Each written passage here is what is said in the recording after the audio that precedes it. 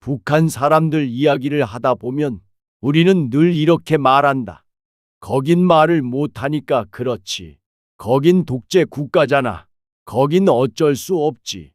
그 말은 틀리지 않다. 북한에서는 말 한마디가 인생을 바꾼다. 아니, 인생이 아니라 목숨을 바꾼다. 그래서 그곳 사람들은 말을 삼킨다. 입이 아니라 생각부터 접는다. 북한 주민들은 어릴 때부터 배운다. 어디서 말해야 하는지, 어디서는 말하면 안 되는지, 무엇은 생각해도 되고, 무엇은 생각조차 하면 안 되는지. 그 기준은 법이 아니라 공기 속에 있다. 누가 가르쳐 주지 않아도 다 안다. 조용해지는 게 살아남는 길이라는 걸. 그런데 이야기를 조금만 더 듣다 보면 이상한 장면이 하나 보인다. 북한 주민들이 집 안에서만 조심스럽게 말하는 이야기들. 라디오를 끄고 창문을 닫고 이불을 뒤집어 쓰고 속삭이듯 말하는 이야기들. 요즘 쌀이 왜 이렇게 비쌀까? 간부들은 왜 항상 배부를까? 예전엔 안 이랬는데. 그 말은 밖으로 나오지 않는다. 나오는 순간 문제가 되기 때문이다. 여기서 우리는 고개를 끄덕인다. 그래, 북한이니까. 거긴 정상적인 나라가 아니니까. 그런데 이 지점에서 한 번만 천천히 생각해 보자. 정말로 말하지 못하는 이유는 체제 하나뿐일까? 북한 사람들은 말하지 않는다. 하지만 그들은 알고 있다. 무엇이 이상한지, 누가 거짓말을 하는지, 왜 삶이 나아지지 않는지. 그걸 모르기 때문에 말을 안 하는 게 아니다. 알고 있기 때문에 말을 못하는 것이다.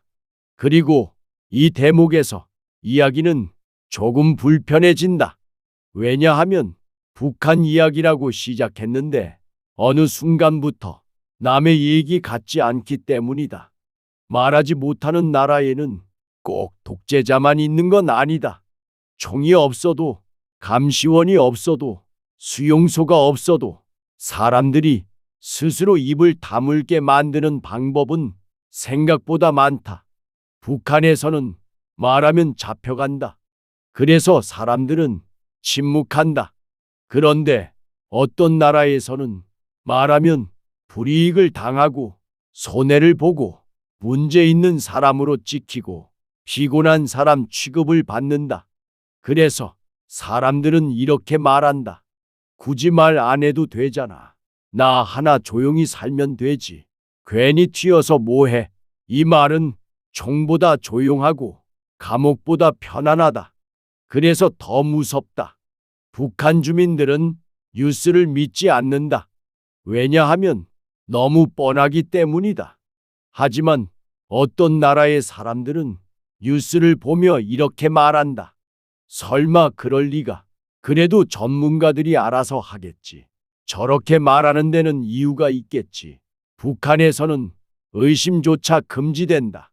어떤 나라에서는 의심이 귀찮은 일이 된다.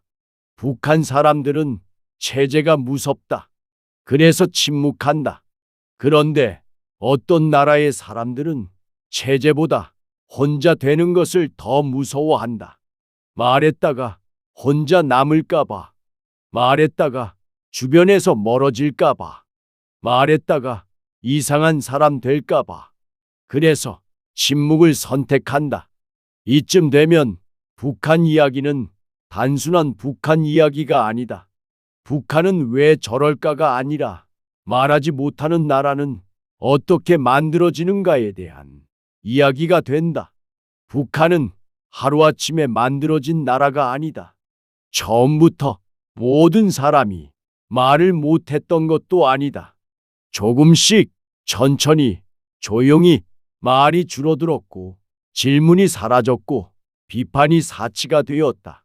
그리고 그 과정은 언제나 이렇게 시작된다. 지금은 말할 때가 아니야. 2부의 끝에서 이야기는 아직도 북한에 머물러 있다. 하지만 다음 이야기는 더 가까이 온다. 다음 이야기는 이 질문에서 시작된다.